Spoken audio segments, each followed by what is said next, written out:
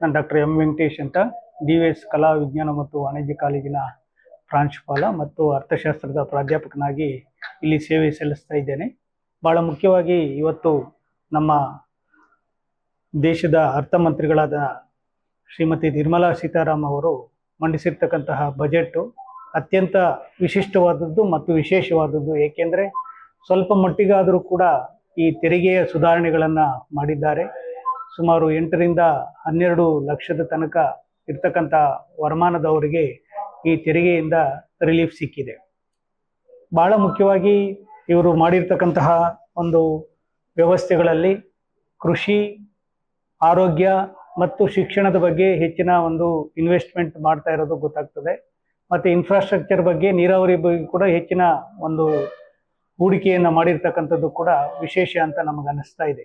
ಉಗ್ರಾಣ ವ್ಯವಸ್ಥೆಯಲ್ಲಿ ರಿಫಾರ್ಮ್ಸ್ ಮಾಡ್ತಾ ಇರೋದು, ಏರ್ ಕಾರ್ಗೋ ಅಂತಕ್ಕಂಥ ವಿಶೇಷ ಸೌಲಭ್ಯಗಳ ಮೂಲಕ ನಮ್ಮ ವ್ಯಾಪಾರ ವಹಿವಾಟನ್ನು ಮತ್ತು ಸಾಗಾಟ ವ್ಯವಸ್ಥೆಯನ್ನು ಮಾಡ್ತಾ ಇರ್ತಕ್ಕಂಥದ್ದು ಕೂಡ ಅತ್ಯಂತ ವಿಶಿಷ್ಟವಾದದ್ದು ಅಂತ ನಮಗೆ ಕಾಣಿಸ್ತಾ ಇದೆ.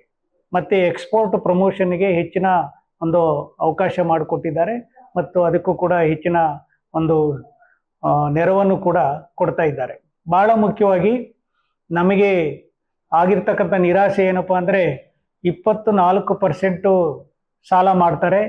ಕೇವಲ ಅದರಲ್ಲಿ ನಮಗೆ ಬರ್ತಕ್ಕಂಥದ್ದು 4% ಮಾತ್ರ ಅಭಿವೃದ್ಧಿ ಚಟುವಟಿಕೆಗಳಿಗೆ ಸಾಧ್ಯ ಆಗ್ತದೆ. ಯಾಕೆಂದರೆ ಇನ್ನು ಉಳಿದ 20% ಸಾಲದ ಮೇಲಿನ ಬಡ್ಡಿಗಳಿಗೆ ನಾವು ಕಟ್ಟಬೇಕಾಗತ್ತೆ. ಇದು ಒಂದು ಸಂಗತಿ. ಎರಡನೇದಾಗಿ ನಮ್ಮ ವಿದ್ಯಾರ್ಥಿಗಳಿಗೆ ಮತ್ತು ವಿಶೇಷವಾಗಿ ಉನ್ನತ ಶಿಕ್ಷಣಕ್ಕೆ ಇನ್ನಷ್ಟು ಸೌಲಭ್ಯಗಳನ್ನು ಕೊಡ್ಬೋದಾಗಿತ್ತು. IITಗಳಿಗೆ ಮಾತ್ರ ರಿಸರ್ಚ್ ಫೆಲೋಶಿಪ್ PM ಅವ್ರದ್ದು ಕೊಡ್ತಾ ಇದ್ದಾರೆ. ಅದನ್ನು ನಮ್ಮ ಉನ್ನತ ಶಿಕ್ಷಣದ ವಿದ್ಯಾರ್ಥಿಗಳು ಕೂಡ ವಿಸ್ತರಣೆ ಮಾಡಿದರೆ ಹೆಚ್ಚು ಅನುಕೂಲ ಆಗ್ತಾ ಇತ್ತು. ಭಾಳ ಮುಖ್ಯವಾಗಿ ನಮಗೆ ಬೇಜಾರಾಗ್ತಕ್ಕಂಥ ಸಂಗತಿ ಏನಪ್ಪ ಅಂದರೆ, ಕರ್ನಾಟಕ ಇಷ್ಟು ದೊಡ್ಡ ಒಂದು ರಾಜ್ಯಕ್ಕೆ ಎಲ್ಲ ಕ್ಷೇತ್ರಗಳಲ್ಲಿ ಅಭಿವೃದ್ಧಿಯನ್ನು ಸಾಧಿಸಿ ಮುಂಚೂಣಿಯಲ್ಲಿ ಇರ್ತಕ್ಕಂಥ ಒಂದು ರಾಜ್ಯಕ್ಕೆ ಅರ್ಥ ಮಂತ್ರಿಗಳು ಕೂಡ ಕರ್ನಾಟಕಕ್ಕೆ ಸಂಬಂಧಪಟ್ಟವರು ಅಂತಕ್ಕಂಥದ್ದು ನಮಗೆ ಒಂದು ಹೆಮ್ಮೆ. ಆದರೆ ಕರ್ನಾಟಕದ ದೃಷ್ಟಿಯಿಂದ ಇಂದಿನ ಈ ಮುಂಗಡ ಪತ್ರದಲ್ಲಿ ಯಾವುದೇ ರೀತಿಯಾದಂತಹ ತೋರಿಸಿಕೊಳ್ಳುವಂತಹ ವಿಶೇಷವಾಗಿ ನೆರವನ್ನು ಕೊಟ್ಟಿರ್ತಕ್ಕಂಥದ್ದು ಕಂಡು ಬರ್ತಾ ಇಲ್ಲ. ಅದು ಸ್ವಲ್ಪ ಮಟ್ಟಿಗೆ ನಮಗೆ ನೆಮ್ಮದಿ ನೀಡ್ತಾ ಇಲ್ಲ ಅಂತ ಹೇಳ್ತಾ, ಇದೊಂದು ವಿಶಿಷ್ಟವಾದ ಒಂದು ಪ್ರಕ್ರಿಯೆ.